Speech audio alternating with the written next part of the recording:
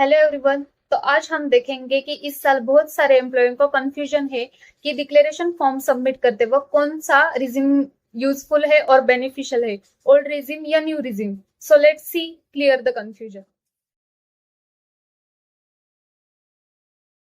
अगर आप old tax regime choose करते हैं तो वहां पे आपको डिडक्शन क्लेम करने मिलेंगे, जैसे कि 80C, 80D, home loan interest, HRA, NPS। और आपके डिडक्शन मोर देन 4 लाख या 5 लाख से ज्यादा है तो ओल्ड टैक्स रिजिम बेटर रहेगा।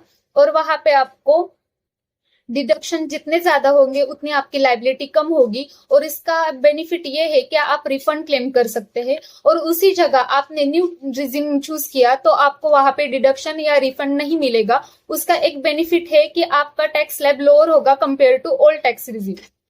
अभी हमने देखा ओल्ड टैक्स रिजिम और न्यू टैक्स रिजिम में क्या डिफरेंस है। अभी भी आपको कंफ्यूजन होगा तो हम एग्जांपल के थ्रू वो क्लियर करते हैं। यहाँ पे XYZ नाम का एक पर्सन है और उसकी सैलरी 10 लाख है। तो उसने अगर ओल्ड टैक्स रिजिम चूज किया तो उसे स्टैंडर्ड डिडक्शन 50,000 मिलेगा, और उसने डिडक्शन क्लेम किए है 4,50,000, तो उसे जीरो टैक्स पे करना पड़ेगा, क्योंकि up to 5 lakh income tax is free for old tax regime. और उसी जगह उसने न्यू रिजिम चूज किया तो उसे सिर्फ स्टैंडर्ड डिडक्शन 50,000 मिलेगा और उसे टैक्स पे करना पड़ेगा 54,600। तो इस केस में ओल्ड टैक्स रिजिम ये बेनिफिशियल है।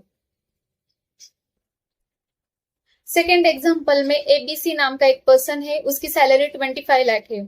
तो उसने अगर ओल्ड टैक्स रिजिम चूज किया तो वहां पे स्टैंडर्ड डिडक्शन है 50,000 और डिडक्शन उसने क्लेम किए हैं 2,50,000, तो उसे टैक्स पे करना पड़ेगा 4,91,400।